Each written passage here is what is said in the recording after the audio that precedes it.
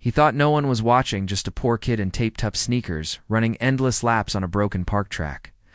But on a nearby bench, an old coach lifted his phone, hesitant at first, then frozen in disbelief. Each stride, each drop of sweat, told a story the world had overlooked. What he saw through that lens wasn't just a boy running. It was greatness, raw and unrefined, fighting to be noticed. Before we continue with this story, make sure to subscribe to the channel as we have a special story that'll be released soon. The first light of morning stretched across the park, touching the cracked surface of the old running track with a pale, uneven glow. Dew clung stubbornly to blades of grass that pushed through broken seams in the asphalt, where years of neglect had left gaps wide enough to catch a careless step. The benches along the outer circle bore the marks of weather and time peeling. Paint, rusted bolts, initials carved in crooked letters by restless hands. It was not the kind of place where champions were made, but it was the only place he had. The boy arrived before anyone else. His breath fogged in the cool air as he adjusted the laces on his shoes, their fabric frayed and patched with strips of tape. Each step he took produced a faint squeak, the sole threatening to peel away if he landed too hard. He didn't complain. He never had new gear, never once imagined a sponsorship or proper equipment. What he had was enough because it allowed him to run, and running had become the single thread holding his life together. The park was silent except for the sound of distant traffic and the occasional crow overhead. He had long since grown used to the loneliness of these mornings. No teammates, no coach, shouting splits, no stopwatch to measure his improvement. The faint timer on a cracked phone screen tucked into his pocket, buzzing weakly when he set an alarm. The world still slept while he pressed forward, circling the faded white lines that barely clung to the track. He pulled his hood over his head, shielding his ears from the breeze, and began to jog. His stride was rough, unrefined, born from watching clips on borrowed Wi-Fi late at night and copying the posture of professionals he admired from afar. He leaned forward slightly, arms tight to his sides, breathing steady as he warmed up. Each lap felt like a dialogue between him and the ground beneath him, every footfall a declaration that he refused to be defined by where he came from. Home was a cramped apartment not far from here, shared with a mother who worked shifts too long for too little. She told him once that dreams were for people who could afford them. He didn't argue, he just kept running. In the rhythm of his strides, he found the one place where the noise of life quieted, where doubts faded to background static. Here, the weight of bills, the sting of secondhand clothes, the shame of cafeteria lunches bought with coins, all of it fell behind him on the track. His hands were raw from odd jobs he picked up after school, small bits of cash that helped keep the lights on at home. Still, he saved what he could. And what he saved often went toward food he thought might fuel him better. Oats, bananas, milk, when it was affordable. No sports nutritionist told him what to eat. He pieced it together from online forums and guesses, convincing himself that discipline could compensate for poverty. This morning was no different from the others. The first lap slow, his body still stiff with sleep. The second lap stronger, a rhythm beginning to settle into his muscles. By the third, sweat already dampened the collar of his shirt. Pictured crowds in the stands, imagined himself at the starting line of a stadium he had never seen in person. He forced himself to believe that if he ran enough here among weeds and cracked pavement, one day he might earn the right to run there. The park remained indifferent to his efforts. A gust of wind rattled loose papers along the fence. Stray dog trotted across the grass and vanished behind the bleachers. His shoes slapped the track, tape loosening but holding for now. He pushed harder, drawing on anger he rarely let show. The comments at school mocking, dismissive. The neighbors who shook their heads when they saw him running in the rain. Even family who quietly urged him to be realistic. He let all of it dissolve into the pounding of his heart, into the rise and fall of his chest, when he finally slowed. Bending forward with his hands on his knees, the sun had risen just enough to set the track in sharper relief. Every imperfection was clear, the cracks, the stains, the fading lines. Yet in his eyes, it was enough. This was his arena. Here, among the silence and solitude, He carved out each fragment of progress with no one watching. At least that's what he believed. As he straightened, pulling his hood back and exhaling a long cloud of steam into the cold air, he glanced briefly at the empty benches. They seemed unimportant, nothing more than worn wood and chipped paint. He didn't know that one day someone would sit there, watching him carefully. For now, he wiped the sweat from his brow, adjusted the tape on his shoes, and set off again, chasing a dream that felt impossibly far, yet painfully close with every step. Would you like me to move straight into writing? Chapter 2, in the same tone. 600 words? Or would you like to review and refine this one first before continuing? The mornings belonged to him, though he often wished they didn't. Each day began long before the alarm on his phone buzzed, his body already conditioned to wake in darkness. The city outside remained hushed. Only the occasional hum of an early bus or the low rumble of delivery trucks breaking the stillness.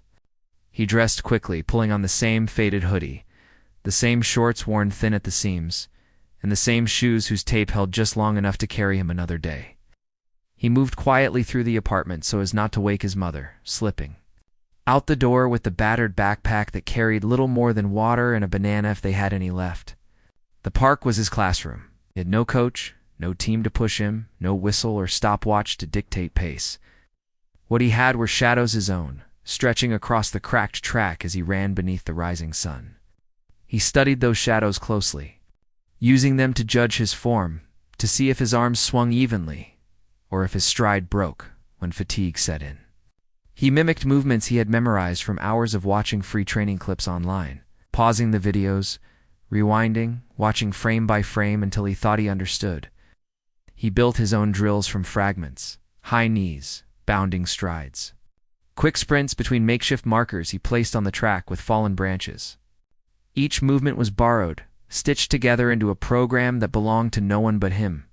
He counted steps in silence, whispering numbers under his breath like a prayer. 1, 2, 3, 4 a set, repeat. He counted not only to pace himself, but to silence the thoughts that otherwise clouded his mind.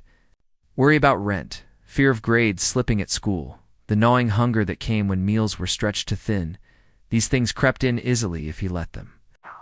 Numbers gave him focus. Repetition gave him control. He ran until his shirt clung to him, until sweat dripped into his eyes, until his legs trembled beneath him. He pushed not because anyone demanded it, but because he had convinced himself that somewhere, somehow, effort like this would be noticed. Some days, the drills ended with him sprawled on the grass beside the track, chest heaving, the sky spinning above. On other days, he forced himself into circuits beyond running, push-ups in the dirt, pull-ups on the rusting bar near the playground, jumps until his calves burned. He measured progress not in trophies or medals, but in tiny details. How much longer he could hold a sprint, how much faster he could run a lap compared to the week before.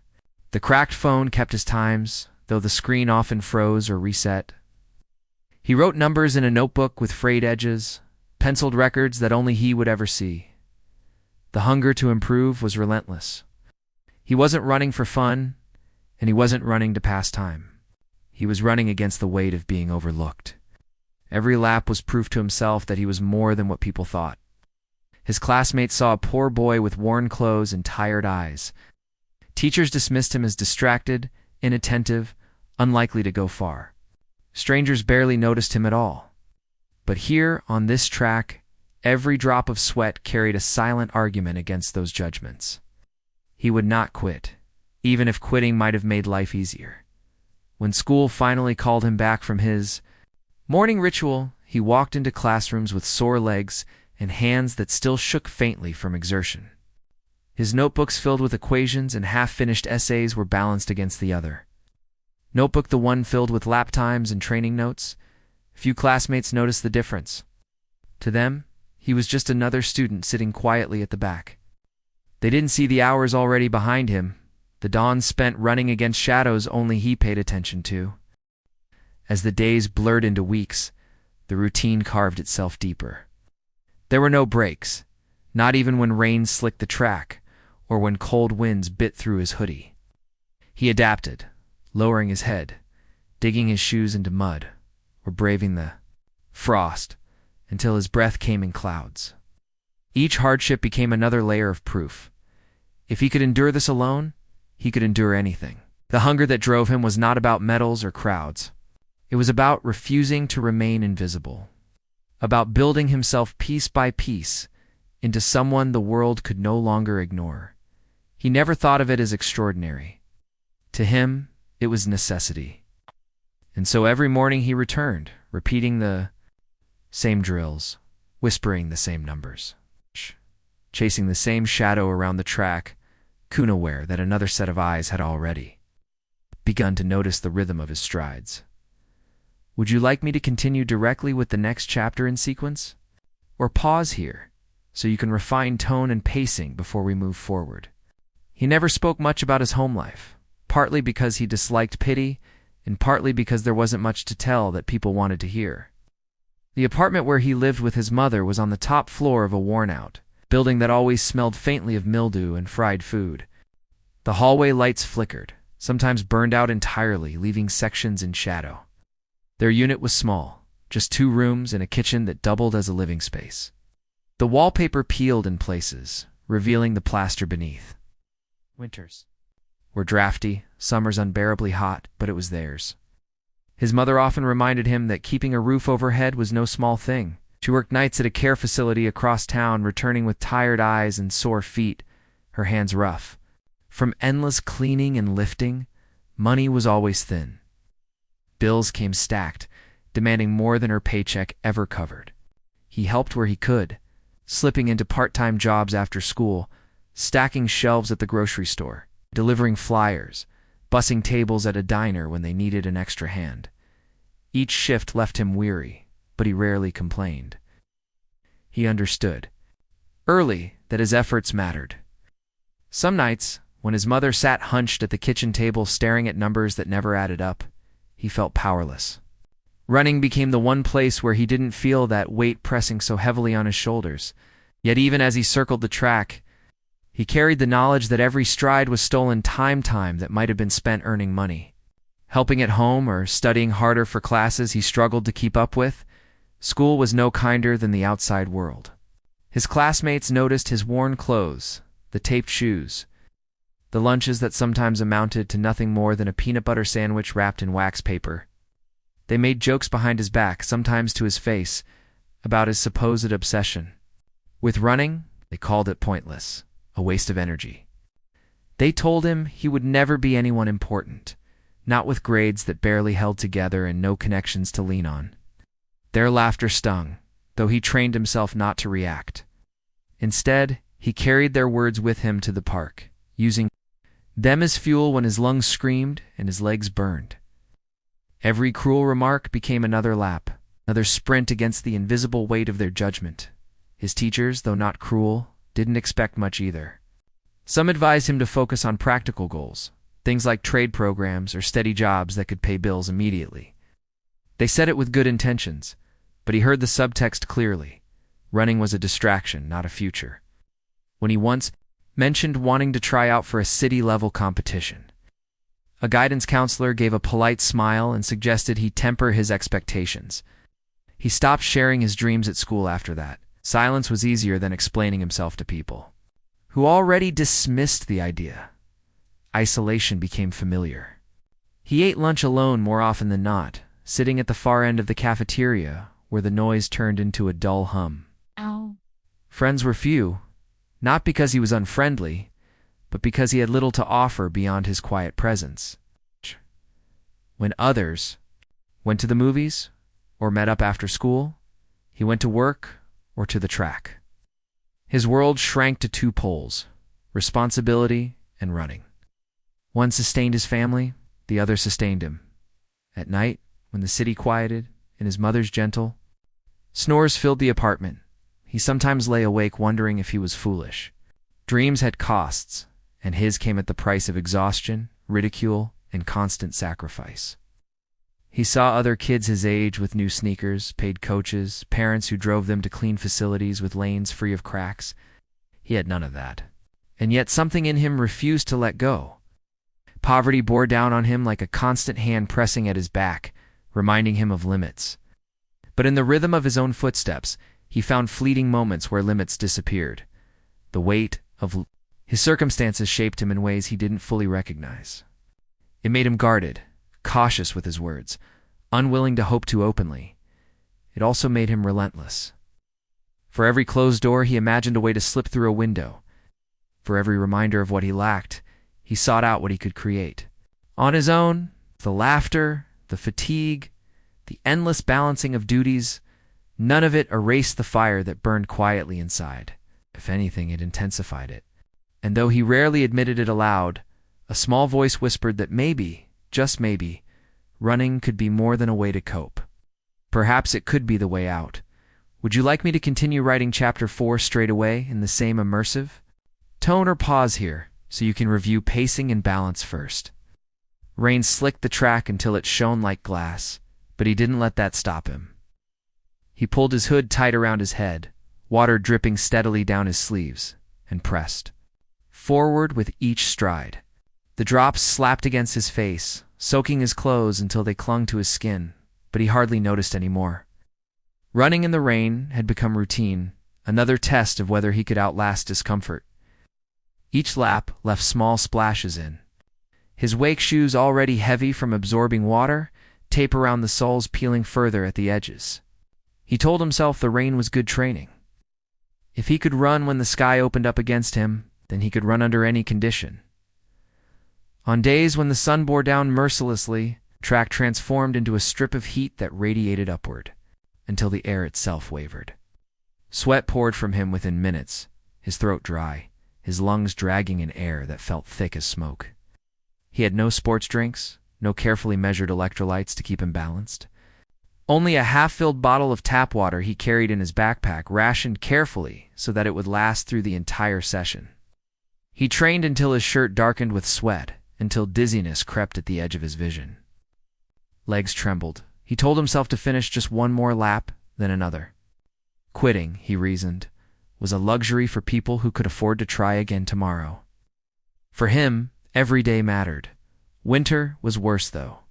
Frost lined the edges of the track in thin silver threads, and his breath came out in sharp white bursts that hung in the air before vanishing. His fingers numbed quickly, his ears stung, and his chest burned as if the cold sliced through his lungs.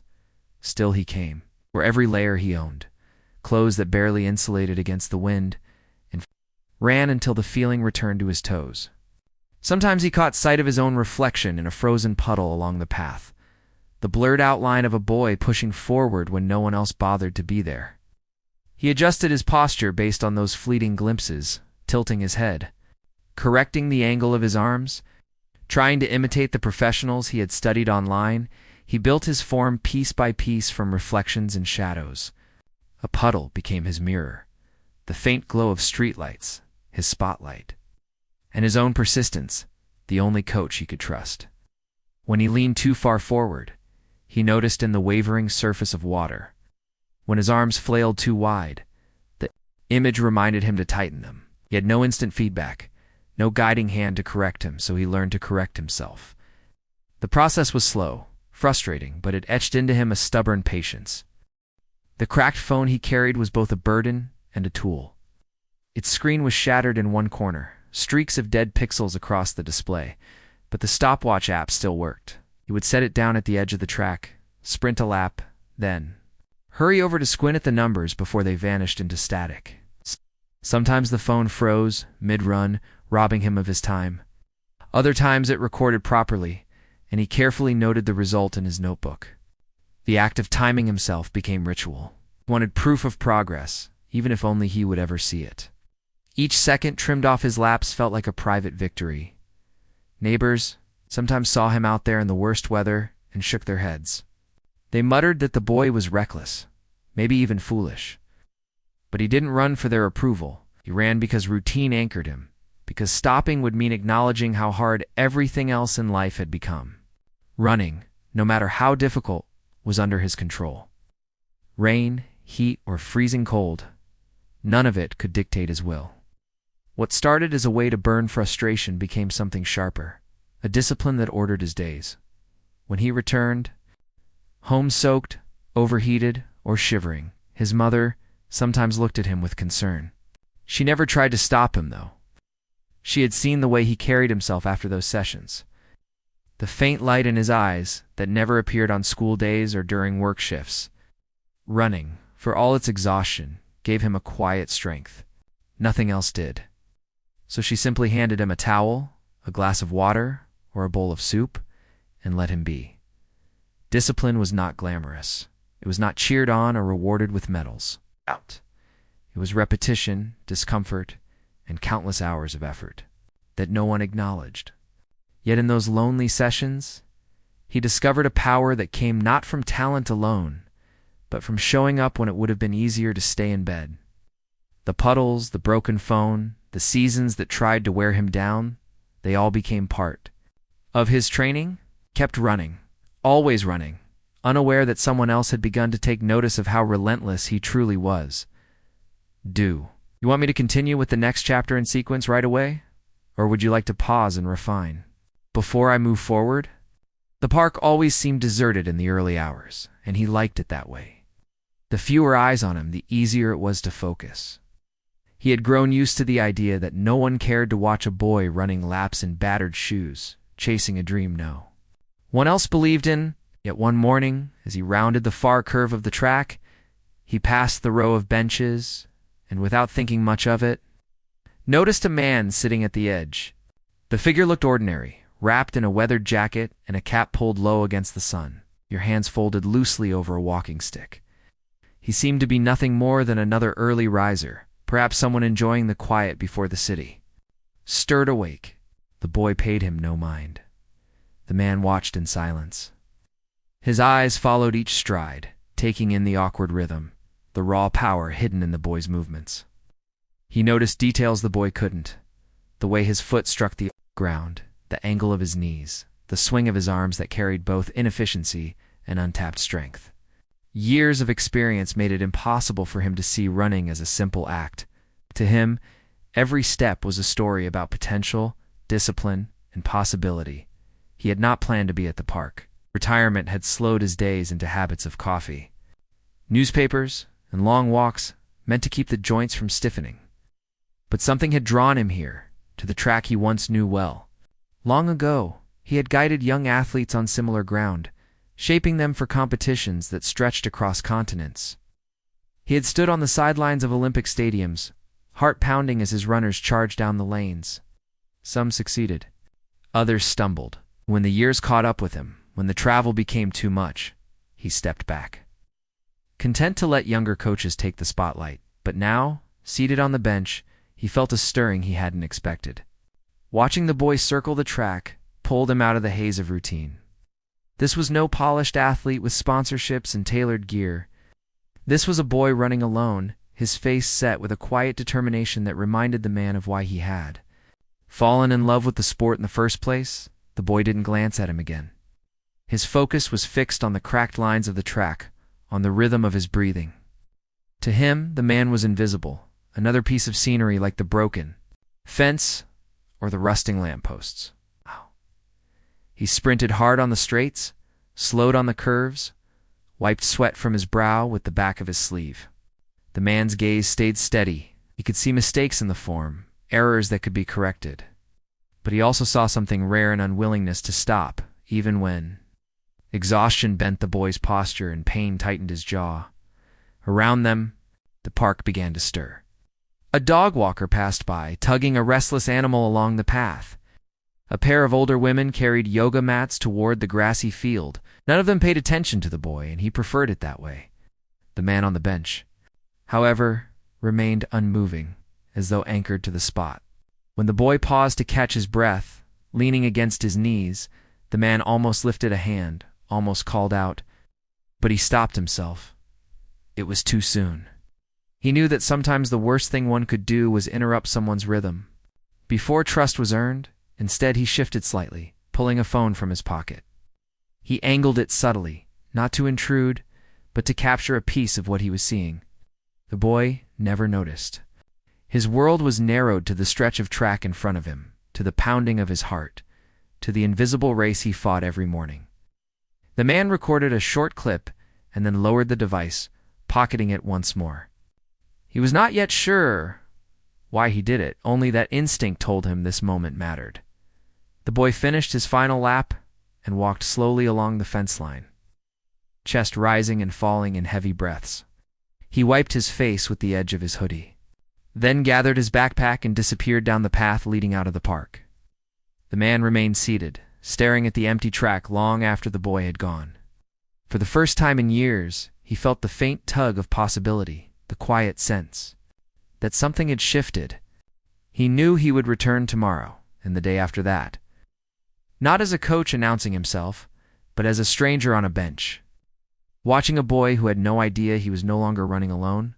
Would you like me to continue into the next chapter, where the coach begins secretly filming the boy's runs, or pause here so you can give feedback on tone and pacing? The bench had become his place, though no one else seemed to notice. Morning after morning, he returned, sometimes with a thermos of coffee, sometimes with nothing but his phone and the walking stick he carried out of habit. To passersby, he looked like any retired man idling in a park, watching time pass. But his gaze was fixed, attentive, drawn always to the boy pounding the track, as if chased by ghosts. At first he told himself it was curiosity. Later, he stopped pretending. What he saw in those strides stirred something in him that he thought had gone quiet forever. He began lifting the phone more often, the camera angled low against his chest, careful not to attract attention. The boy never looked his way anyway, too consumed with the rhythm of his own body, the relentless pursuit of seconds shaved off each lap. The coach recorded short clips at first, testing the steadiness of his hand. The images were shaky, the sound filled with the rush of wind, but the essence was there: raw speed, awkward form, and a determination that refused to break. He adjusted his position the following days, framing the track so the boy's stride remained in view from start to finish. Soon he had dozens of small recordings, each one capturing fragments of something he couldn't quite define, but knew was important. Through the lens, studied the boy's every motion, saw inefficiencies: shoulders too tense, knees not driving high enough, arms swinging slightly out of rhythm. These were flaws, but flaws could be corrected. What mattered was what lay beneath them: the drive in every step, the refusal to ease up even when fatigue made the body falter. The coach knew talent when he saw it. He had spent decades shaping runners, watching some rise to glory and others crumble under pressure. He had learned that the stopwatch could measure time, but only the eye could measure fire. And here, in a forgotten park with cracks in its track, he saw fire burning in a boy who had no idea he was being watched. The boy's shoes caught his attention again and again. The soles threatened to split, the tape flapping slightly with each stride. Yet the shoes carried him lap after lap, sprint after sprint. The coach had trained athletes who had the finest gear money could buy, shoes custom-fitted, diets measured to the gram, yet none of those things guaranteed hunger.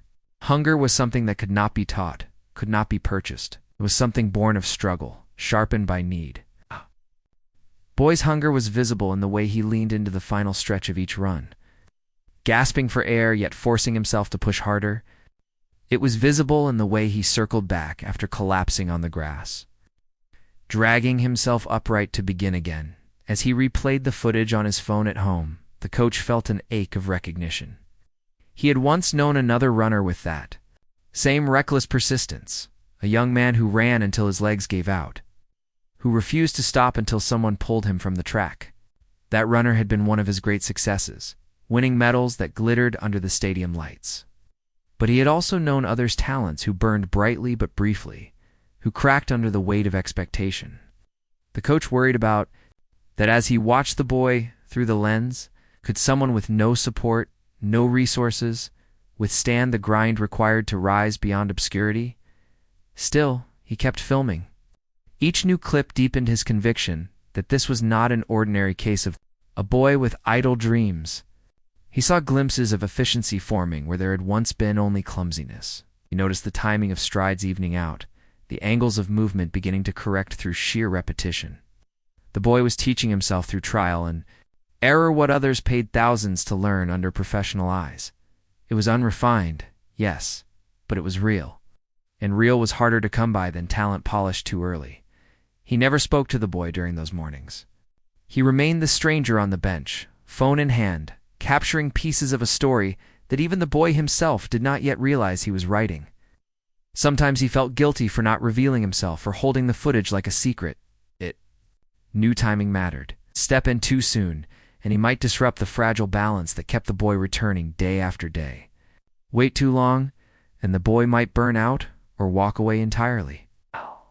The coach carried that tension quietly, shoulders hunched, eyes fixed, heart tugged by the strange hope that he had stumbled upon something worth believing in again. Each recording became more than a clip on a phone. To the coach, they were proof that greatness could emerge in the most unexpected corners, that the spark he had once devoted his life to finding still existed out there, running laps on a battered track. And though he had not yet decided what to do with the evidence building in his pocket, he knew one thing for certain. The boy was not running in silence anymore. Someone was watching, documenting, waiting for the right moment to step forward. Would you like me to continue directly with the next chapter, or we turn more deeply into the coach's own past and the hesitation that holds him back? Or do you want to pause here for adjustments first? He had not always been the man who sat quietly on park benches, blending into the background. There was a time when his name carried weight in locker rooms and training camps, when his voice could silence a dozen athletes mid-stretch, when his nod of approval meant a runner was on the cusp of greatness. He had traveled across continents, walked under the bright lights of Olympic stadiums, and felt the electricity of a crowd that roared as his athletes took their marks. Medals had been won under his guidance, national anthems played while tears rolled down faces he had once molded into champions. To most, he had been a symbol of success. To himself, he carried a quieter, heavier truth. He lived with the ghosts of those who had not made it. For every champion who stood on a podium, there were others who broke under the weight of expectation. He could still recall the look in their eyes when they fell short, shame, disappointment, sometimes anger directed at him for pushing them too far. He remembered the sprinter whose hamstring tore after he insisted on one more repetition, the middle-distance runner who collapsed under pressure at trials after weeks of grueling training, the young hopeful who quit the sport entirely, swearing never to set foot on a track again. Success was measured in victories, but his failures haunted him more vividly than the medals ever comforted him. That was why he had stepped away, easing into what he told others was retirement, but what felt more like retreat. He had given speeches, attended banquets, accepted plaques that honored his contributions to athletics. Yet each accolade only deepened the gnawing question of whether he had done more harm than good. Time dulled some of the memories, but not all. When he watched the boy on the cracked track, a familiar tension stirred inside him. The same tension that had defined his career, the ability to see potential and the fear of destroying it. His seat on the bench, he saw so clearly what the boy lacked. Proper training could refine the sloppy stride, build the endurance in smarter increments, protect his body from inevitable injury. The coach inside him wanted to stand, to walk across the track, to place a hand on the boy's shoulder and begin explaining all the things he was doing wrong and how he might do them better. Yet the man who carried regret kept him rooted too. The bench. He knew that intervention was never simple. Once you entered a life like that, you bore responsibility for what followed. If the boy soared, perhaps you had helped. If he stumbled, you carried the blame. And this boy, fragile in circumstance though strong in spirit, was not someone to gamble with lightly. He sipped his coffee slowly, letting the steam curl upward as he wrestled with himself. The boy ran as if the world depended on it, but the coach knew the world rarely cared. He had seen countless talents swallowed by poverty, distraction, or injury. Did he want to risk awakening hope only to watch it die again? Or was it better to leave the boy alone, to let him find his own way without interference? The questions weighed on him each morning as he lifted the phone to film another lap, questions that had no easy answers. In the evenings, when he reviewed the footage in the quiet of his home, the struggle deepened. He recognized something rare. Not just physical ability, but a hunger that endured despite isolation. It reminded him of the very best athletes he had trained, the ones who possessed. More than skilled, the ones who carried a fire no setback could extinguish. And yet memory intruded. He remembered the look of despair in an athlete's eyes when dreams shattered. The burden of being the one who had demanded just a little too much. He remembered standing in hospital corridors, guilt burning in his chest as doctors explained the severity of injuries that might never fully heal. This boy had no safety net. If he failed, there would be no sponsors cushioning the fall, no university scholarships to soften the blow. The coach knew all too well that ambition without resources was a precarious path. One misstep, one moment of overtraining, and it could all unravel. He feared becoming the catalyst for that unraveling, and so he hesitated, sitting on the sidelines. Torn between the pull of experience and the restraint of regret, each morning, as he returned to the park, he felt the weight of choice pressing down on him. To step forward meant responsibility. To remain silent meant watching raw potential struggle unguided. He told himself he would wait a little longer, that perhaps the right moment would present itself. Until then, he remained a figure in the background, carrying the burden of a past filled with both triumph and failure. Uncertain whether he dared to shape another destiny. Would you like me to move straight into writing the next chapter? Where the boy's consistency becomes its own silent test. Or pause here, so you can fine-tune the emotional balance before continuing. The weeks stretched into a rhythm that few could have endured, but for him it was the only path that made sense. Each morning, he pulled himself from the thin mattress before dawn, joints stiff, muscles sore from the previous day's punishment. There was no luxury of recovery, no massage tables or ice baths. Just the dull ache that lingered in his legs and the knowledge that stopping would mean losing ground he could not afford to lose. He laced his shoes carefully, patching new tiers in the fabric with strips of tape, and slipped out into the chill air before the neighborhood stirred. The park greeted him in silence, the track still wet from dew or rainfall. He stretched briefly, not with the precision of trained athletes, but with the haphazard movements he had pieced together from videos. Then he began again, lap after lap, his breath fogged in the cold, his chest tightening until he found a rhythm. His thighs burned from the very first sprint, a reminder of how little his body truly had to give, but he pushed past it, telling himself that pain was only proof of effort. Some mornings he ran until nausea threatened to stop him. Other mornings, he slowed to a jog when dizziness crept in, steadying himself against the fence before gathering the will to continue. Meals were inconsistent, another obstacle woven into the routine. On good days, there was oatmeal before he left the apartment, sometimes a banana or half a protein bar saved from the day before. On bad days, he ran on nothing but water, stomach growling, energy stretched thin. By the time school began, he was often trembling with exhaustion, his focus blurred by hunger. Teachers mistook his silence for disinterest, but he was simply trying not to collapse on his desk. His classmates laughed when his stomach growled audibly in class, another reminder that his body carried the visible marks of his family's struggle. Still, the next morning, he would be back at the track, running on empty if necessary.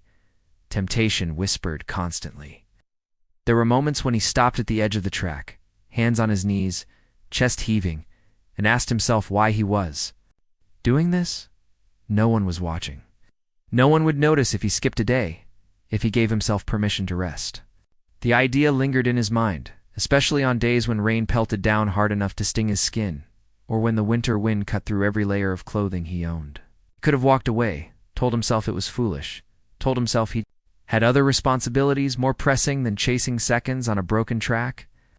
But each time the thought surfaced, he shook it away, refusing to let it root itself in him. Consistency became its own kind of shield. He told himself that if he simply showed up every day, something would change. He did not know what, or when, or how. He only believed that absence guaranteed failure and presence left the door open for possibility. So he showed up, even when exhaustion hollowed his face, even when his mother urged him to sleep a little longer, even when his body screamed for rest.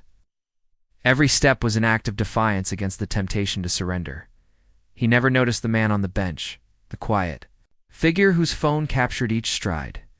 He assumed the few people who passed through the park paid no attention to him at all.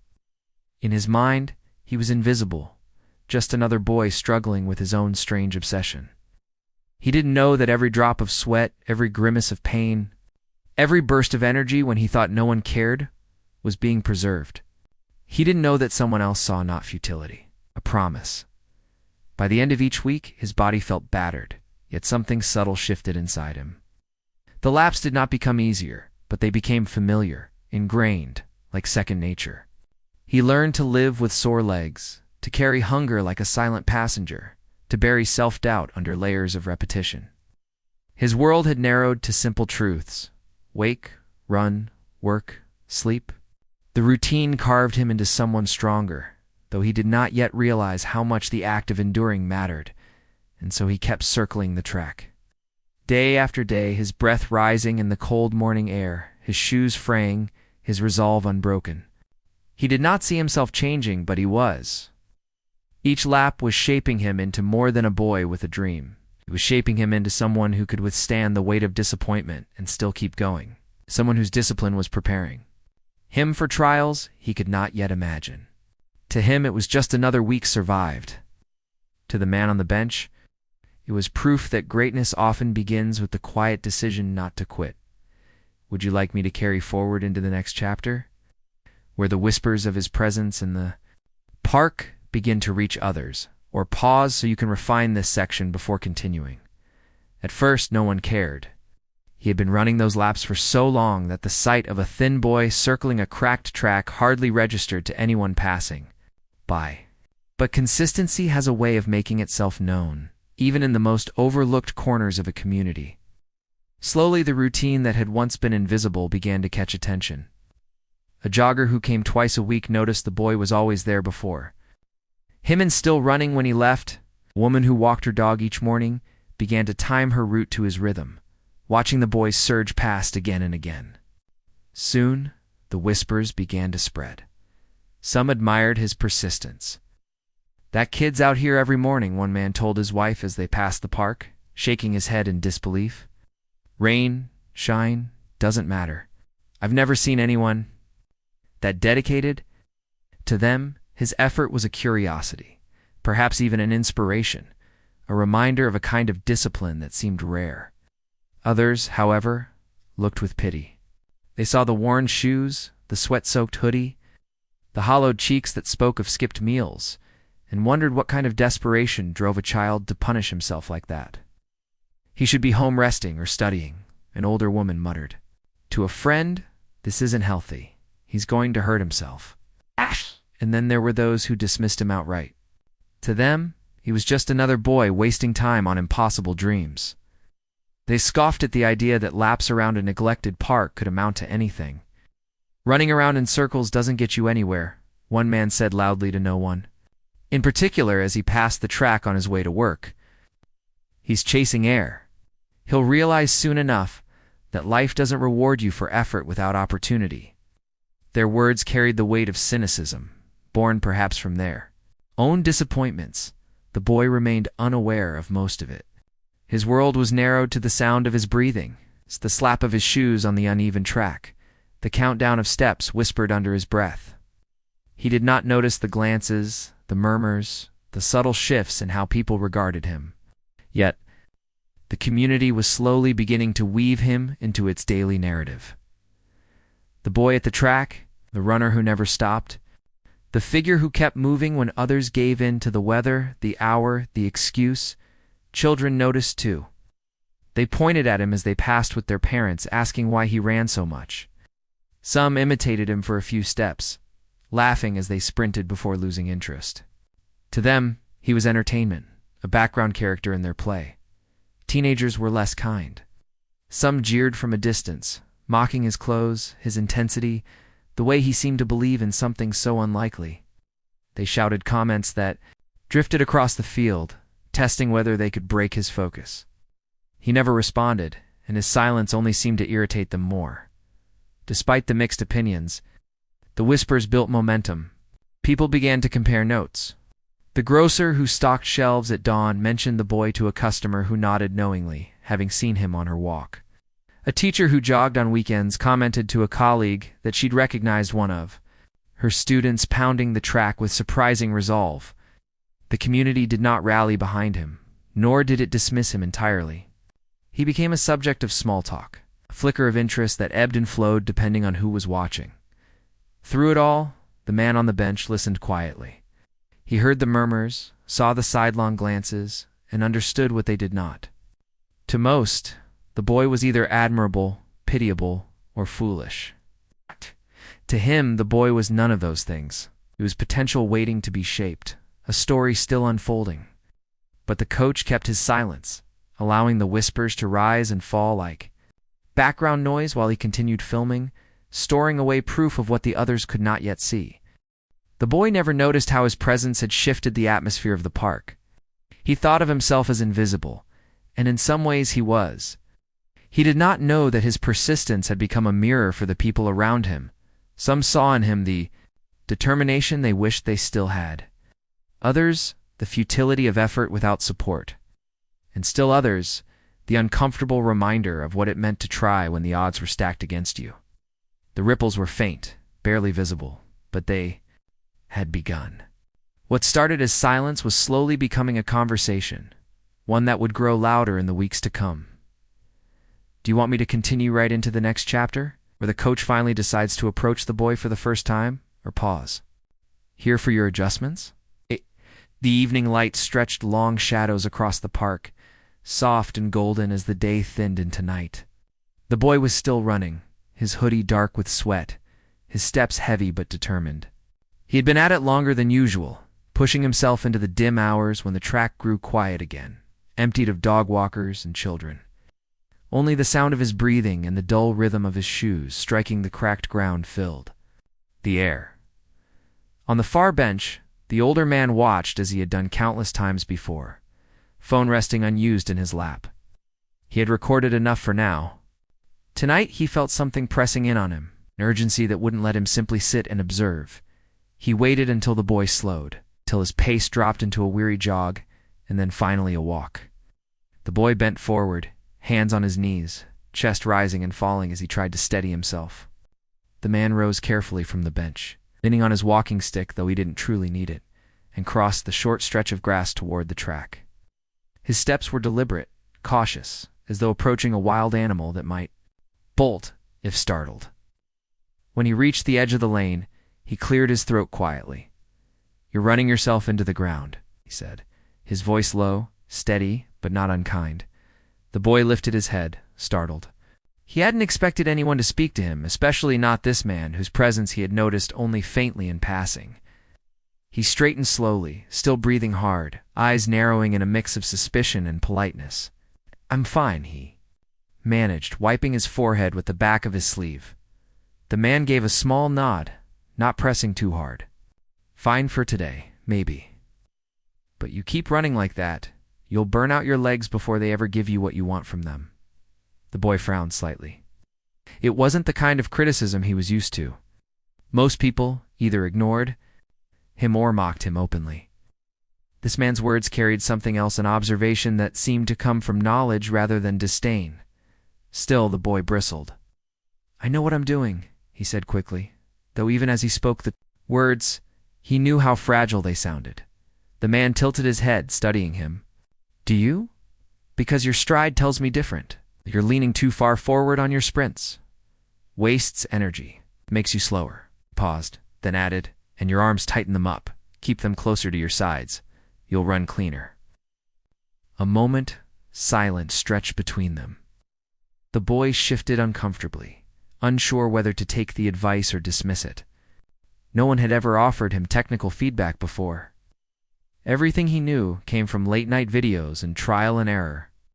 Part of him wanted to reject the intrusion, to guard the fragile world he had built for himself on this track. But another part of him recognized the certainty in the man's tone. The ease with which he had pinpointed flaws the boy had long suspected but never knew how to fix. "Why do you care?" the boy asked finally, his voice cautious, tinged with suspicion. The man offered a faint shrug. Maybe I just don't like seeing good effort wasted. Good effort. The words lingered in the boy's mind, a phrase that felt foreign, yet strangely affirming. Most people didn't see his effort at all, and if they did, they dismissed it as foolish. Hearing someone call it good shifted something inside him, though he tried not to show it. He nodded awkwardly, his lips pressing into a line. "Thanks," he said, though the word came out stiff, uncertain whether he meant it. The man didn't push further, knew too well the danger of saying too much too soon. "Take care of your knees," he added simply. "They won't forgive you if you don't." Then, with a small gesture of farewell, he turned and began to walk back, toward the bench, then farther still. Disappearing into the deepening dusk, the boy stood at the edge of the track, still catching his breath, replaying the words in his head, his stride, his arms, his knees. Advice from a stranger who spoke as though he knew. He wasn't sure whether to take it seriously, but he felt the weight of the comments settling in his mind as he gathered his bag and started home. That night, lying awake in the dim light of his room, he caught himself thinking about how he leaned forward when he sprinted, how his arms sometimes swung too wide. He shifted on the mattress, uneasy. Who was that man?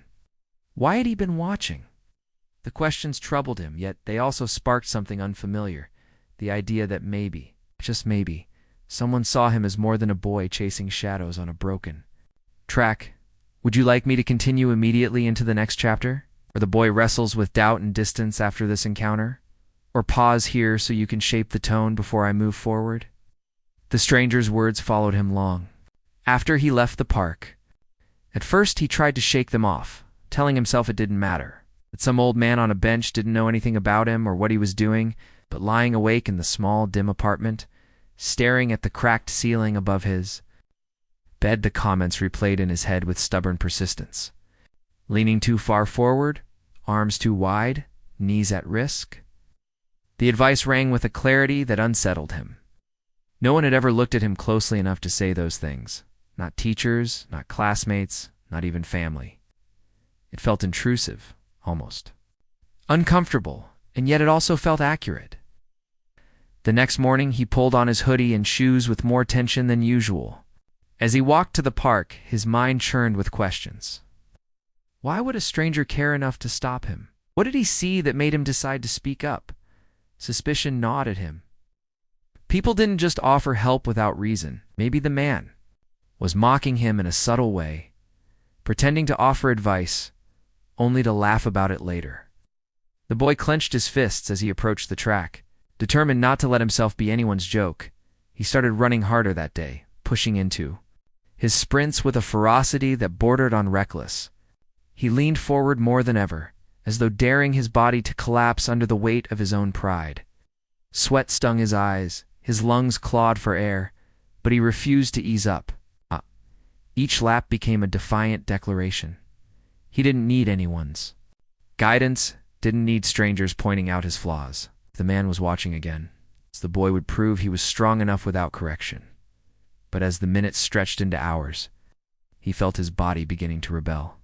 His calves tightened, a sharp stitch stabbed at his side, and his shoulders ached from the very tension he had been warned about. He gritted his teeth and kept going, furious at himself for even remembering the advice. He hated that the stranger's words had taken root in his head, guiding his awareness in ways he didn't want to admit. For every stride he made, he became hyper-aware of where his arms swung, how his weight shifted forward, the pounding impact on his knees. It infuriated him. He wanted to run freely, the way he always had, but now each step carried the shadow of scrutiny. When he finally collapsed on the grass at the edge of the track, chest heaving, he refused to glance toward the benches. If the man was there, he would not give him the satisfaction of acknowledgement.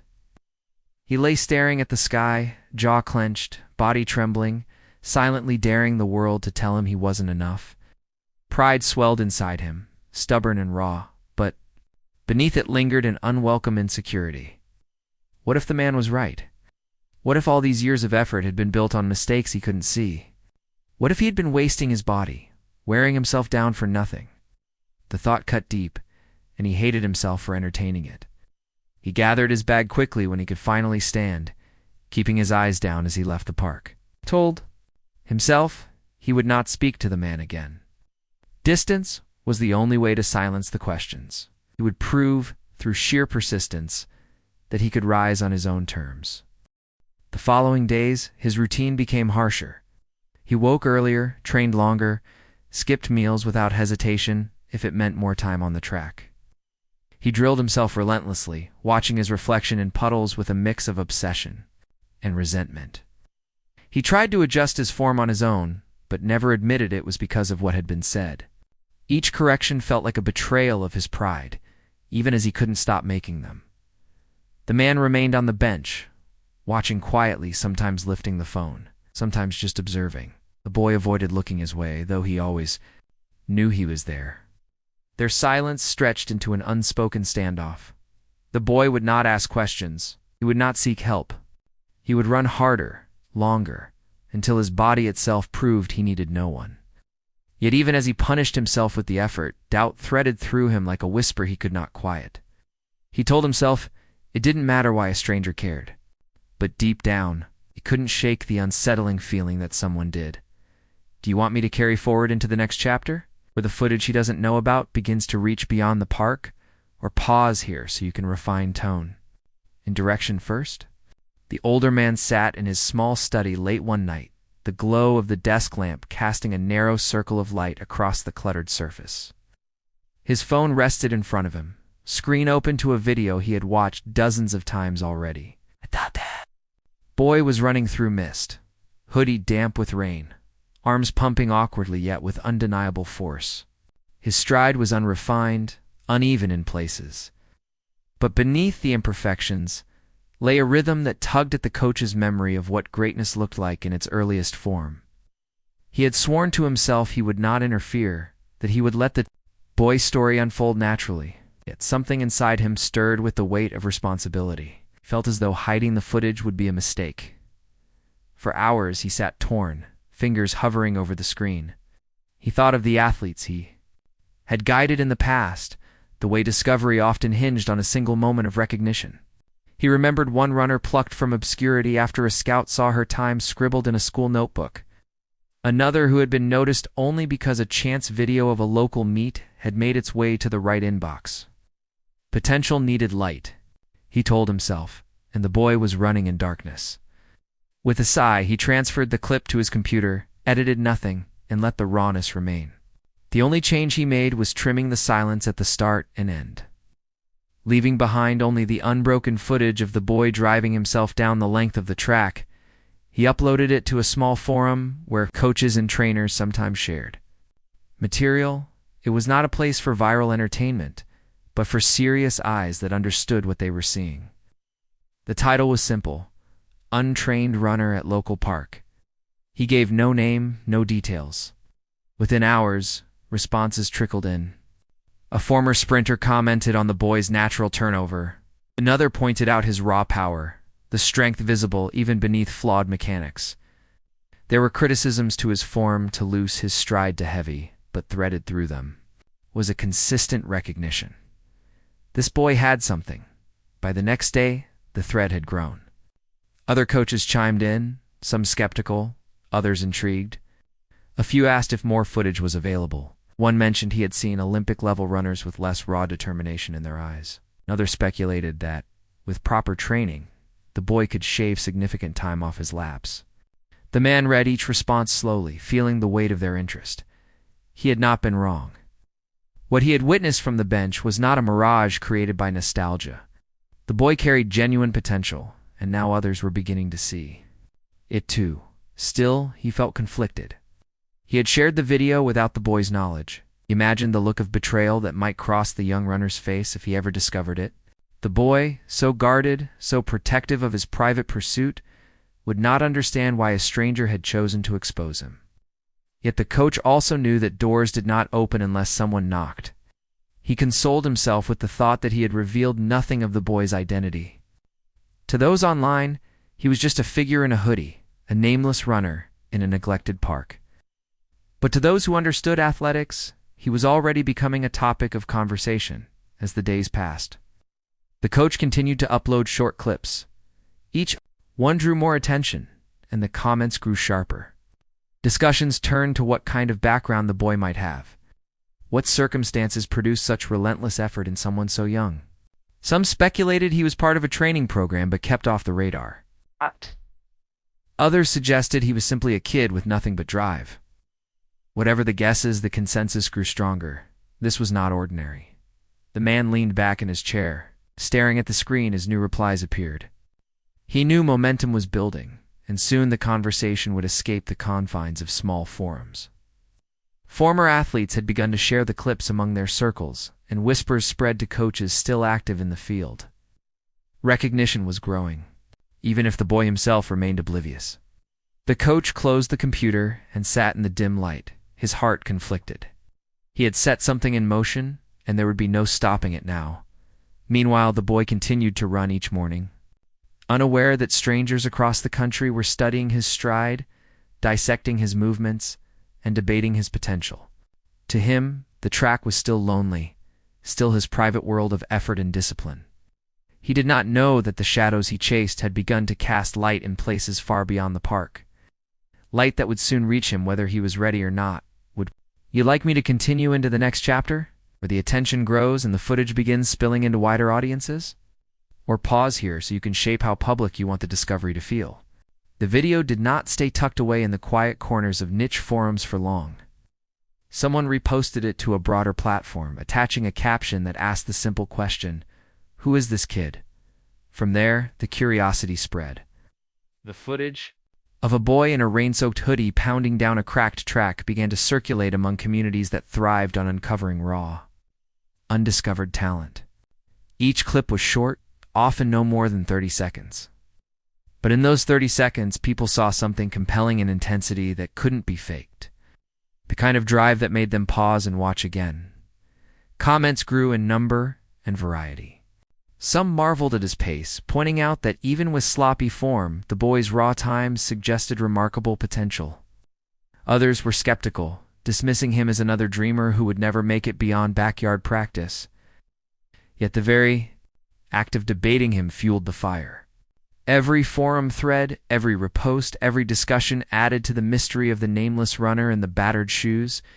The grainy quality of the phone footage only deepened the intrigue. Without a clear face, without any identifiable background, he became an enigma anywhere, carrying a determination that seemed almost otherworldly. Former athletes began to chime in. A retired sprinter mentioned that the boy's drive reminded him of his own youth before structured training polished him into form. A collegiate coach speculated that if the boy was as young as he appeared, his ceiling could be extraordinary. Others urged caution, noting the dangers of overtraining without guidance. Still, the consensus in many corners was that the footage showed something rare, not perfection, but potential so raw it almost demanded attention. Speculation about his identity ran rampant.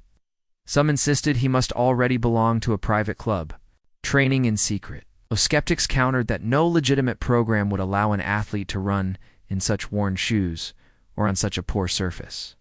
Others imagined he might come from a difficult background, that perhaps this track was the only resource he had.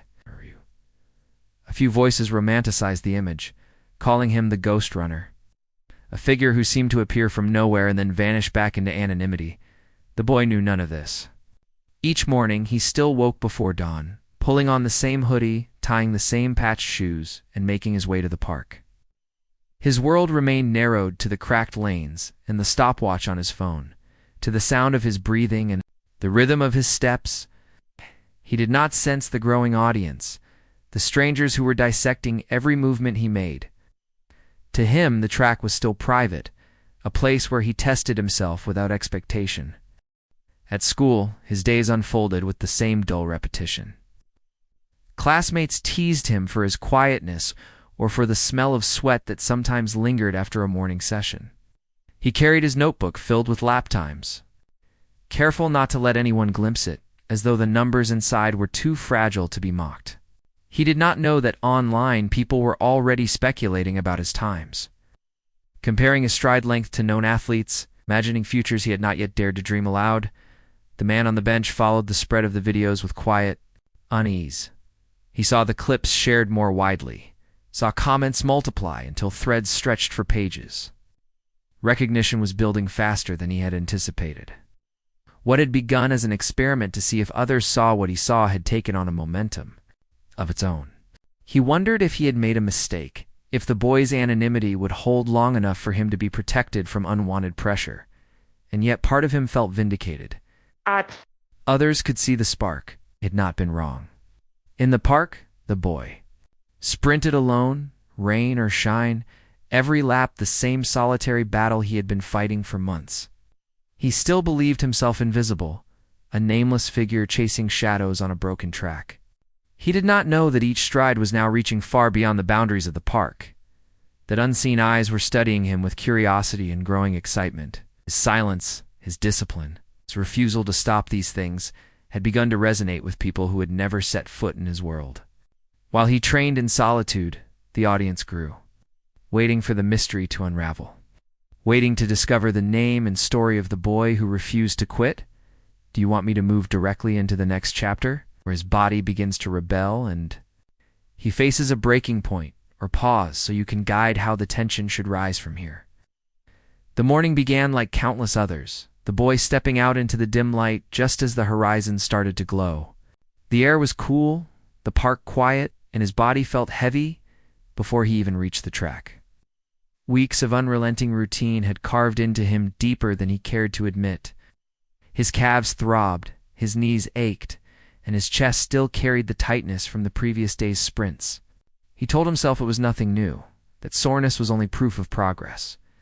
But something inside him knew the strain had been building far longer than he wanted to acknowledge. He warmed up quickly, impatient to begin, though his movements were stiff and hurried. His phone's cracked. Screen blinked back at him as he set the timer, its distorted glow a familiar companion. He crouched into a makeshift stance at the edge of the track and pushed off hard, legs driving him forward with the determination he clung to even when his body resisted. For a few moments, the rhythm returned, breath sinking with stride, arms pumping. Then halfway down the straight, a sharp pain lanced through his thigh. It was sudden, deep enough to make his stride falter. Staggered, fought to stay upright. But momentum carried him awkwardly forward until he slowed to a limp. He cursed under his breath and pressed a hand to his leg, wincing at the tenderness already blooming there. The pain was not catastrophic, not enough to end him, but it was enough to make him stop. That alone shook him more than he wanted to admit. He collapsed onto the grass beside the track, chest heaving, sweat dripping into the dirt. His hands trembled as he pressed them against his knees. For the first time in months, he could not bring himself to stand back up. Doubt swarmed in quickly, merciless in its timing. What was he doing here? Running himself into the ground on a broken track, alone, with no one to notice if he succeeded or failed? He thought of the classmates who laughed behind his back, mocking his taped shoes and relentless solitude. He thought of the teachers who urged him to focus on realistic futures. He thought of his mother, exhausted from work, who never said much about his training, except to remind him to be careful. Did anyone believe in what he was trying to do? Or was he the only fool clinging to an illusion, chasing a finish line that didn't exist? The pain in his leg pulsed steadily, a reminder of how fragile all his effort truly was. If he couldn't run, what did he have left? He was no top student, no natural leader. Running was the only thing that made him feel like more than the circumstances. Pressing in around him, now even that felt like it was slipping away. He dropped back into the grass, staring at the pale sky, eyes stinging not only from sweat, but from the weight of despair, pressing hard. Against him, the temptation to quit whispered louder than ever. He imagined what it would feel like to stop. Setting the alarm to stay in bed and let the world move without him. No more aching joints, no more skipped meals to make time for training, no more endless laps that no one else cared about. He could get another job, focus on helping his mother more. Maybe even earn some respect from people who thought running was a waste of time. For a moment, the thought seemed almost comforting, but comfort did not last. As he lay there, he felt the gnawing emptiness that came with imagining life without the track. Without running, he would be just another boy defined by what he lacked. The thought cut him more deeply than the pain in his leg. He sat up slowly, wincing as he stretched. The injured muscle, unsure whether he could stand. He tested his weight gingerly at first, then fully. Hurt, but he could walk. Running would have to wait, maybe 4 days, maybe longer. Yet even as he limped toward the edge of the park, bags slung across his shoulder, he felt a flicker of resolve buried beneath the discouragement. He told himself he might be foolish, that perhaps no one believed in him, but he wasn't ready to give up. Not yet. Even in the face of pain and doubt, a stubborn part of him refused to surrender the only thing that had ever felt like his own. Still, the fear lingered. The injury was small, but the crack it left in his spirit was larger than he wanted to admit.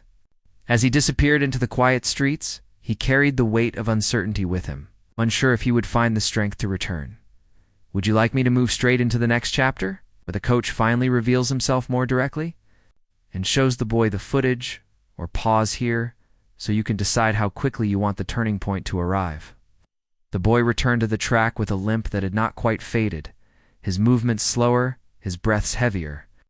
He had spent several days away, wrestling with the thought of quitting, but the pull of the cracked lane and the ritual of running proved stronger than the doubt gnawing at him. He told himself he would go easy, test the leg, see if it would hold. As he stretched in the gray light of early morning, he did not notice the figure waiting by the bench. The same man who had been watching from a distance for weeks. The coach had seen enough hesitation. He had watched the boy run until exhaustion, hollowed him out, had filmed his stride and posted it quietly into a world that now buzzed with recognition. Coaches from across the country had reached out to him, some in disbelief that this raw, unnamed runner even existed. He had avoided interfering directly, convincing himself the boy needed to prove his consistency first. But after seeing him falter with injury, after watching the struggle of someone who had no support, the coach knew the time had come to step forward. He waited until the boy finished his first tentative lap, one hand clutching his thigh at the corner, before rising. From the bench, the boy looked up, startled, as the man approached. The coach's steps were steady, his face marked by years of experience, the lines around his eyes evidence of the athletes he had guided and lost.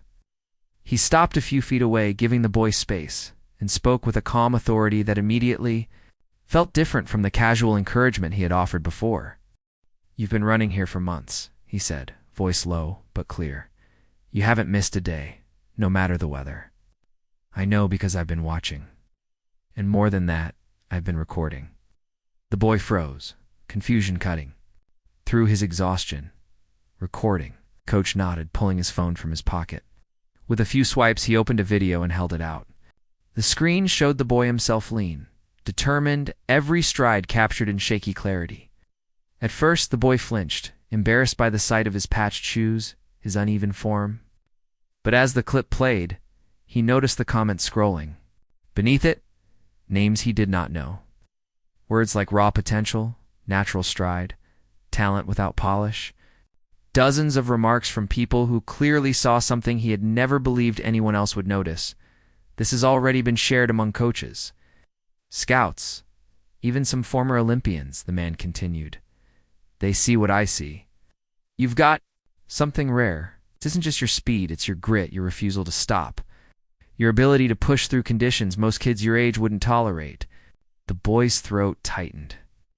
He did not know whether to feel exposed or honored.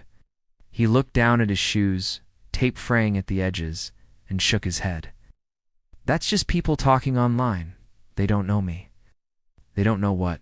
"It's like they don't need to know everything yet," the coach said firmly.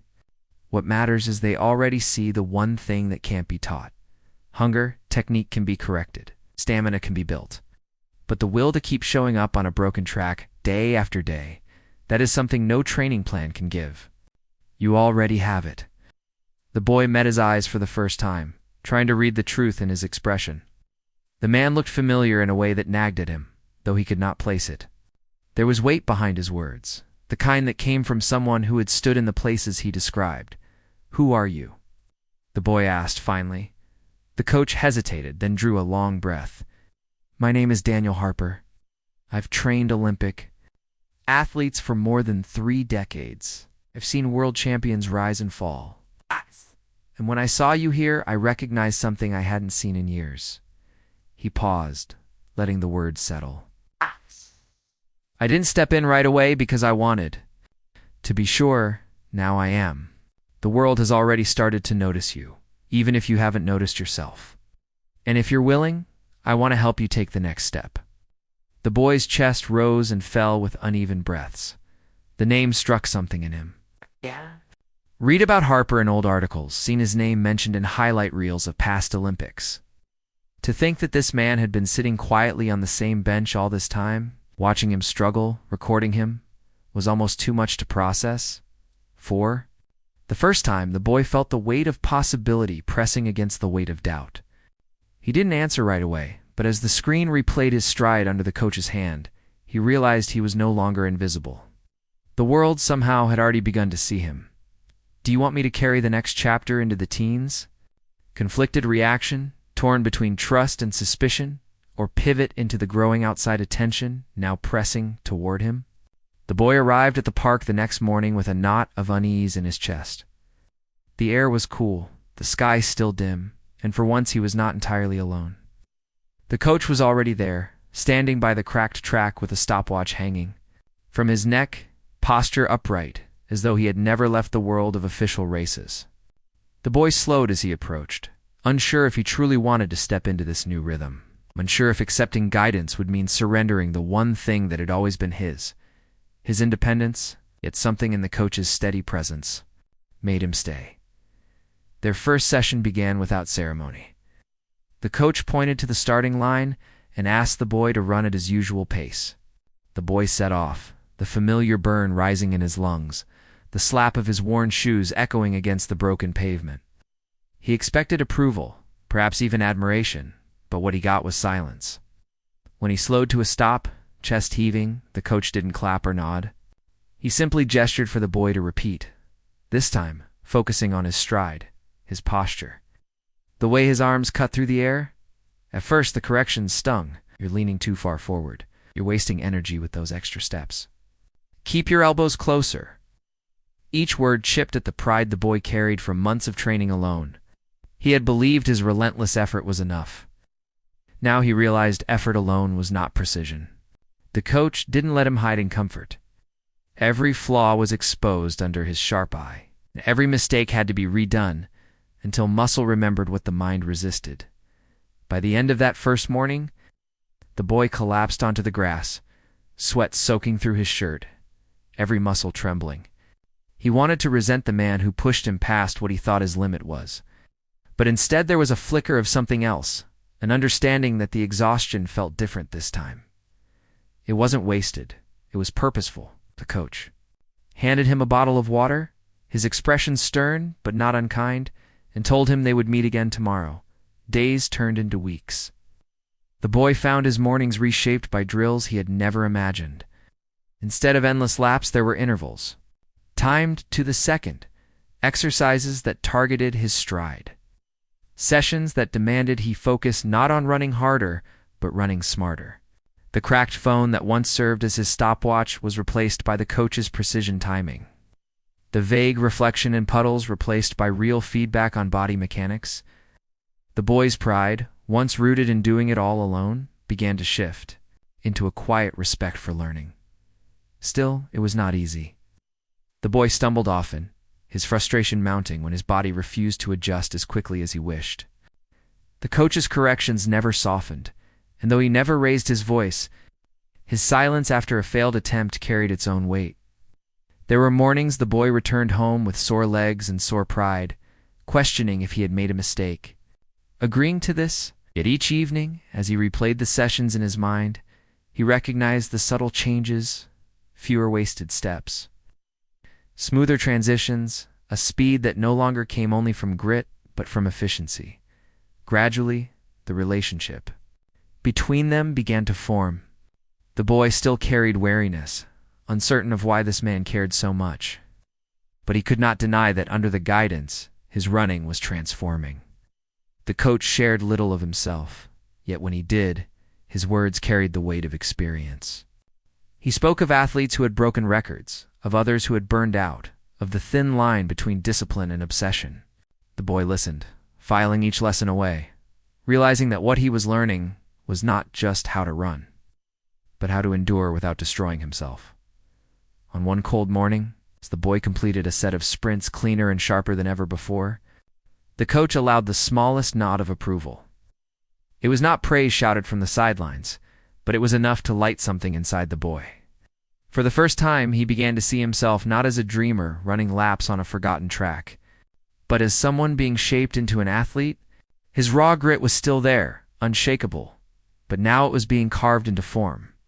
Guided by hands that knew where talent could lead, discipline carried it far enough. Would you like me to make the next chapter focus on the community slowly realizing? The boy isn't alone anymore, or dive deeper into the emotional conflict of trusting the coach fully. The boy's first step into the indoor training facility felt like crossing into another world entirely. Gone were the cracked lanes of the public park and the sound of pigeons scattering from his footsteps. Here the floors gleamed, the track shone with fresh paint, and athletes moved with a confidence that came from years of belonging.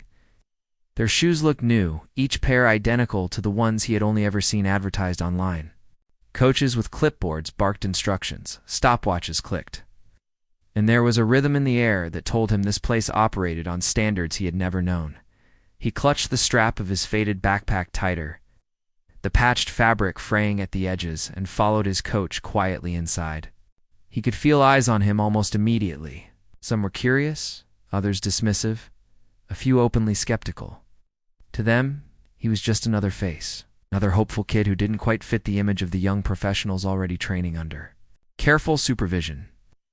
Their shirts bore the names of universities or athletic programs. His shirt was plain, sweat-stained, and stretched thin from too many washes. The coach didn't announce him, didn't explain his presence.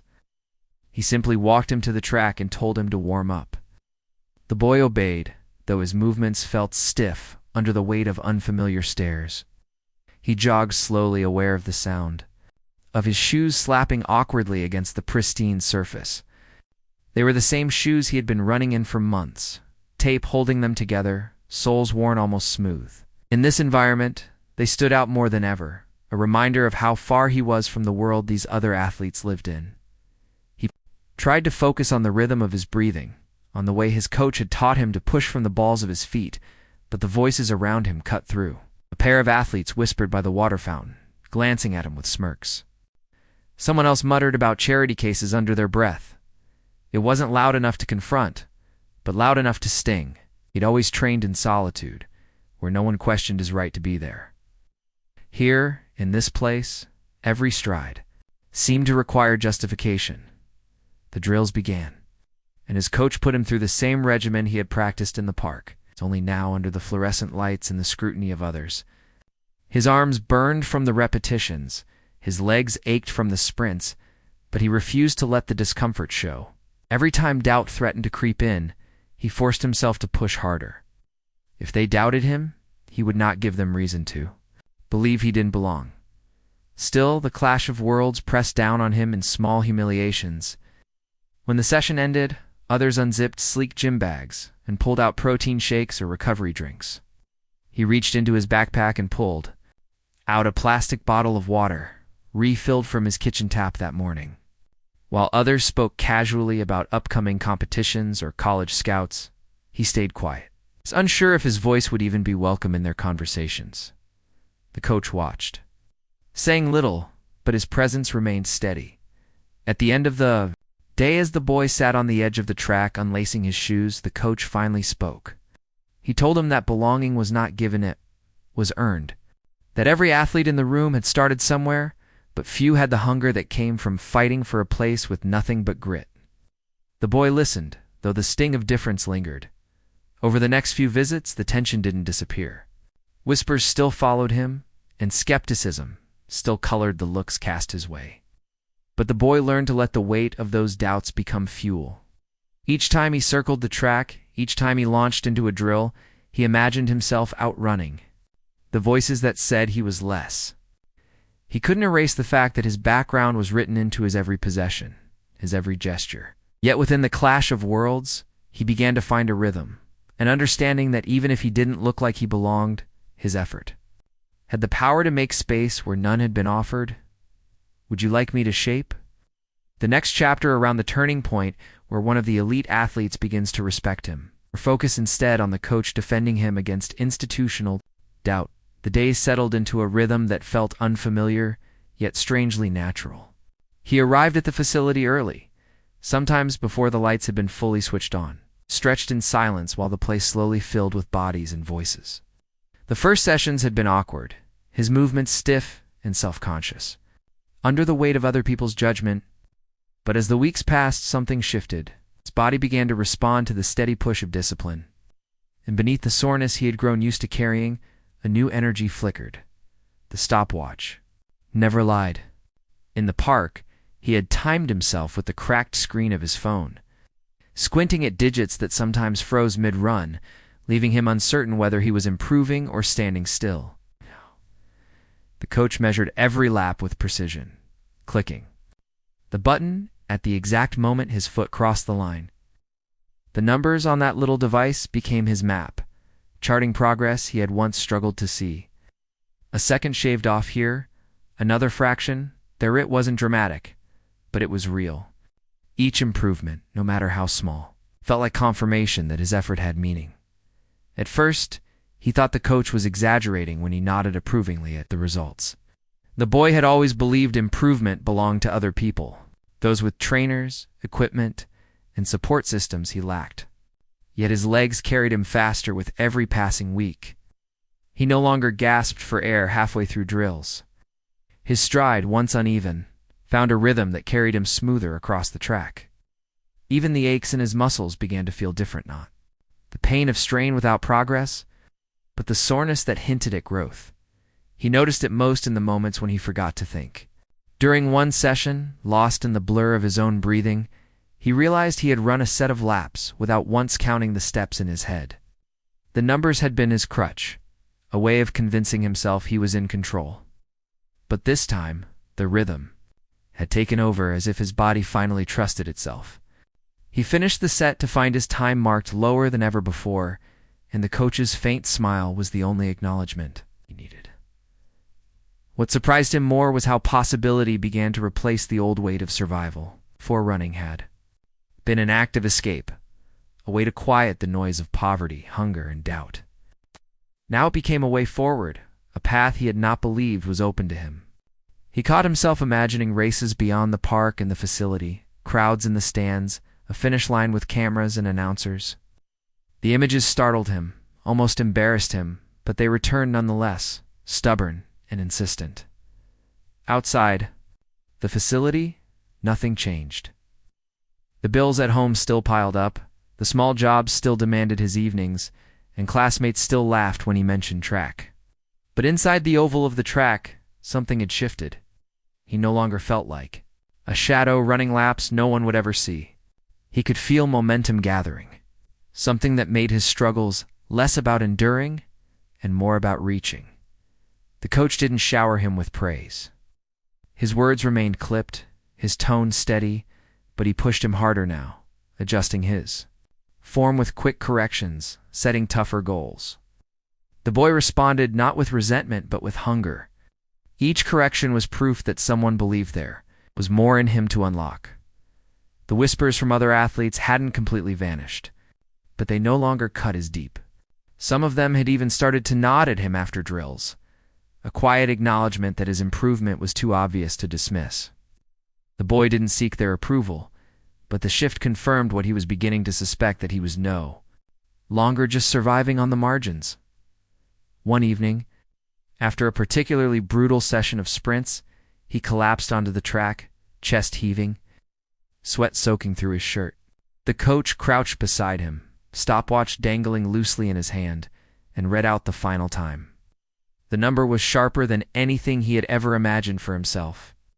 For a moment, lying there with his lungs burning and his muscles trembling, the boy felt a sense of stillness wash over him. The first time, he believed. It wasn't just about running faster than yesterday. It was about the possibility that he might run fast enough to matter. Fast enough to be seen not as a poor kid from nowhere, but as an athlete in his own right. That quiet breakthrough, fragile yet undeniable, settled deep in him, carried it. Home that night, not in words, not in boasts, but in the way his steps felt lighter walking through the dark streets. As though the track had given him something the world had always tried to take away. The right to dream without apology. Would you like me to make the next chapter show his first small competition under the coach's guidance? Or keep it internal with more community reactions before competition begins? The first time he stepped onto the track for an official competition, everything felt different from the cracked public oval where he had carved out his beginnings. The lanes gleamed with fresh paint, the stands carried small clusters of spectators, and an announcer's voice echoed across the field with names and times. For a moment, standing there with his bib pinned to his shirt, he allowed himself to believe he belonged. But when the starting gun cracked through the air in the race, unfurled, reality struck harder than any finish line tape. His legs, though strong from countless laps in solitude, stumbled against the rhythm of runners who had trained with teams, coaches, and resources all their lives. By the time he crossed the line, he was far behind, his chest burning not only from effort, but from the sting of humiliation.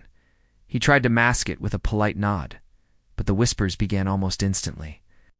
Competitors smirked as they collected their bags, some shaking their heads as if his presence was nothing more than a curious accident. He caught fragments of their words. Street kid, doesn't belong, no chance. The sting burrowed deep, sharper than the loss itself. For weeks he had imagined the possibility of proving himself under the stadium lights, but the scoreboard reduced him to an afterthought. The coach said little, just placed a hand on his shoulder, and steered him away from the noise.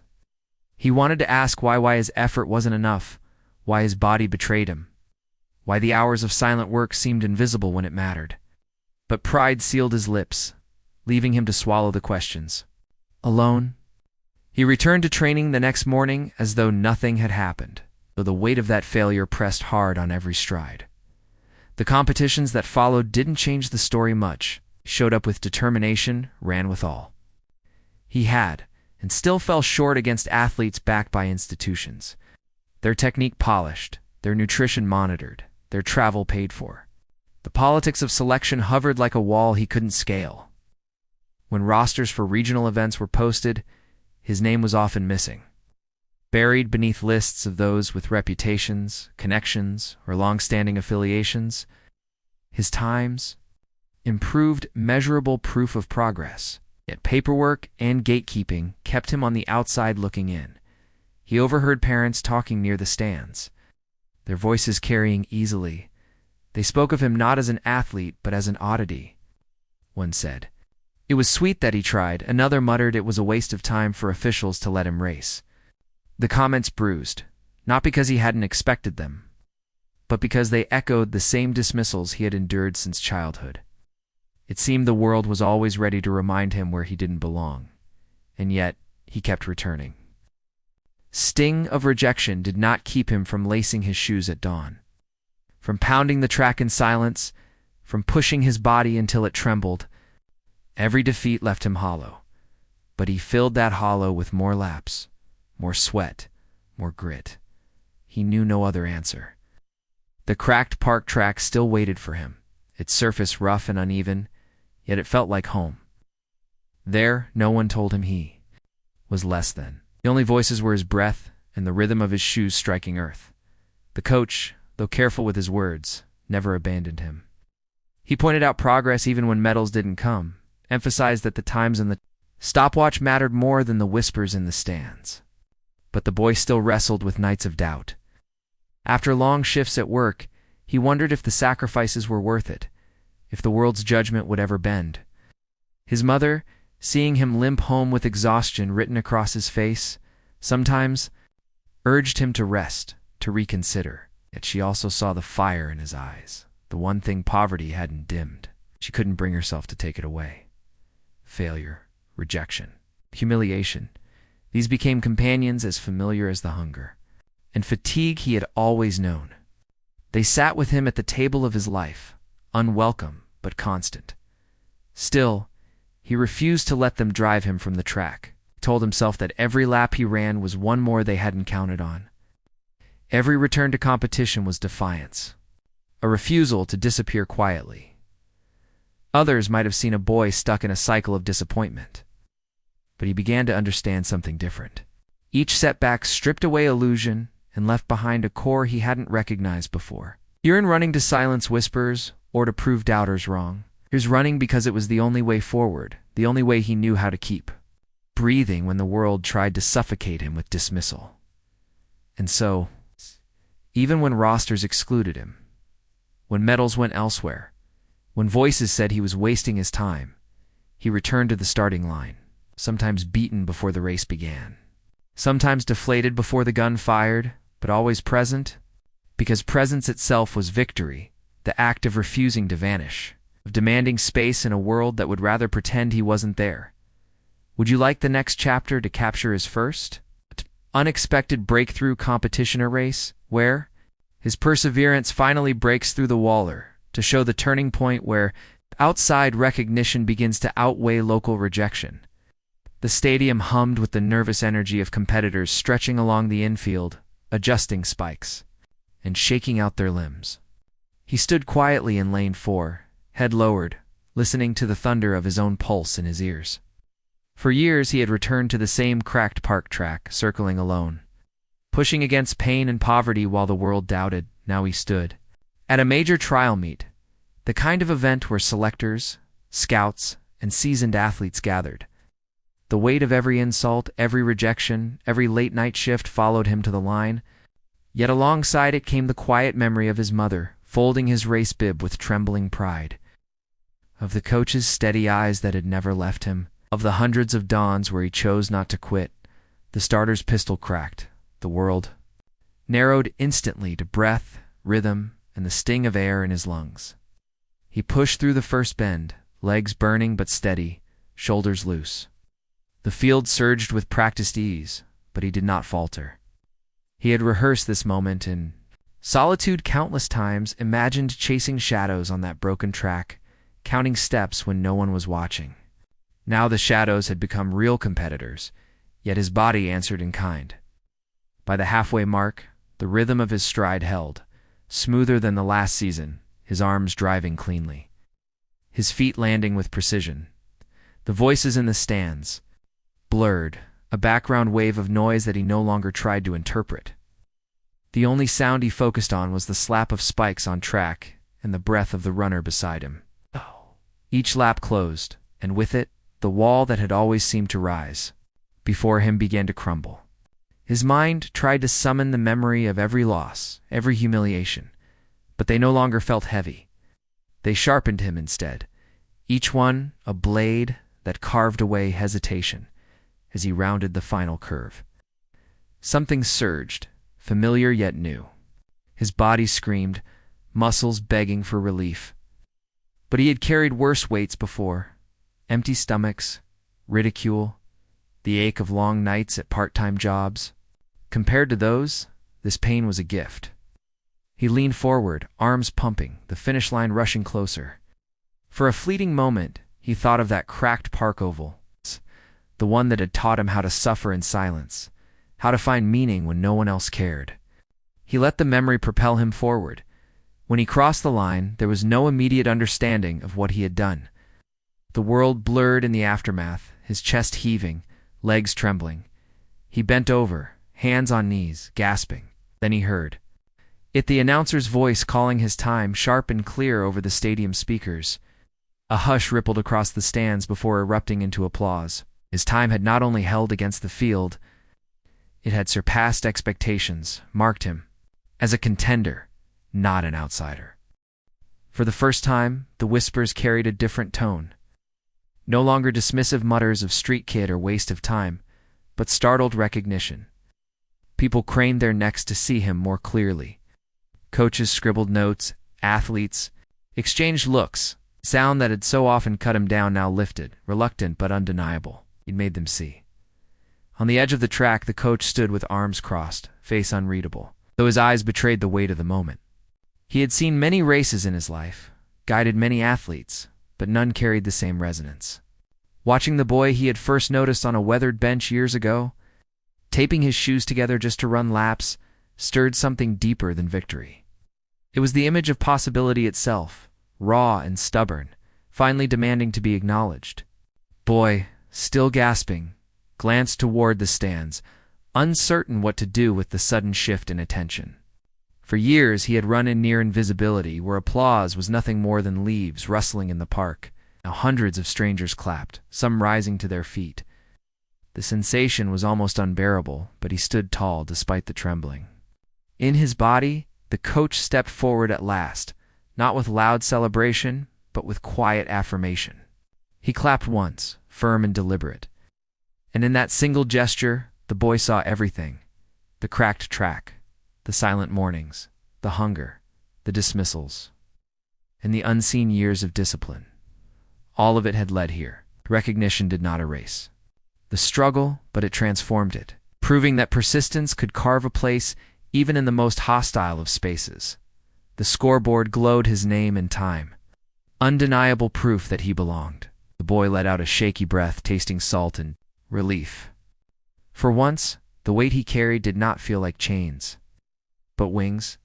Do you want the final chapter to carry the story into his first step toward the Olympic stage, showing how this recognition propels him forward, or to focus on a quiet, reflective ending where he remembers the park and what it truly meant to him? The park was quiet again, the cracked track resting under the late afternoon sun, as if it had never held the weight of his struggle. The dust lay still, the benches empty, the puddles drying at the edges. He stood there one evening, days after the trial meet, listening to the silence that had once been his only audience. It was strange to return. The roar of the stadium, the disbelief in the crowd's faces, the way the announcer's voice had pierced the air with his time, all of it lingered in him like a second heartbeat. Yet this place, with its broken lines and faded paint, felt more real than the polished lanes of the elite. It had been here that the fight began, unseen, unrecorded. Just a boy circling against the shadows of his own doubt. He let his hand brush the uneven surface of the fence, remembering how many mornings he had gripped it to stretch before running, how many nights he had leaned against it when exhaustion made him feel as though he would collapse. The thought settled in. What had seemed invisible was never truly invisible. His persistence had been seen, even when he didn't know it, first by the quiet man on the bench, and by the wider world that had watched a grainy clip on their screens. One run, recorded without his knowledge, had opened doors he never believed existed. The coach's words, when he revealed the footage, still echoed, "You've already been running for more than yourself. People see it now." That truth was both comforting and unsettling. He had never run for applause. He had run because he had no other way to express the weight pressing against him, no other outlet for hunger, fear, and hope. And yet, the very act of not quitting had created ripples he could not have imagined. From a cracked track in a neglected park, his effort had reached stadiums, selectors, strangers across forums and screens who debated his stride, his raw timing, his potential. Persistence, he realized, had a strange power. It could remain silent, for years invisible to the world, then suddenly collide with a moment that magnified it. The coach walked beside him that evening, not offering instruction but companionship. They both knew the journey was only beginning. Ahead lay harder training, competition, and the scrutiny of people who would try to measure his worth in medals or seconds. But beneath all of that lay a deeper lesson neither could ignore. Talent was not born only in pristine facilities or wealthy neighborhoods. It could surface in the most overlooked places, shaped by hunger, forged by solitude, carried by nothing but the refusal to quit. He thought of his mother, her quiet pride hidden beneath worry, and how she had stood in the kitchen with tears in her eyes after he told her the results. He thought of the classmates who had mocked him, of the neighbors who had pitied him, of the whispers that called him foolish for chasing a dream beyond his means. None of those voices seemed to matter now. What mattered was the track itself, the proof etched into his muscles that every lap had led here. As the light faded, he jogged one last lap, not for training, not for a stopwatch, but for memory. Each step pressed into the uneven surface, a reminder of where he had started and how persistence had carved the path forward. When he finished, the coach clapped him on the shoulder. No words were exchanged, none were needed. The boy now stood at a doorway he had never dared to approach. Beyond it lay the possibility of representing more than himself, of proving that grit born in silence could one day echo on the world's largest stage. His story was not finished, but one thing was certain. The overlooked place that had raised him had also revealed him. A single run, born of stubbornness and solitude, had drawn the gaze of someone who could change everything. And in that gaze he discovered that what he carried was not just talent, but proof that persistence, even when unseen, has the power to break open doors no one believes will yield.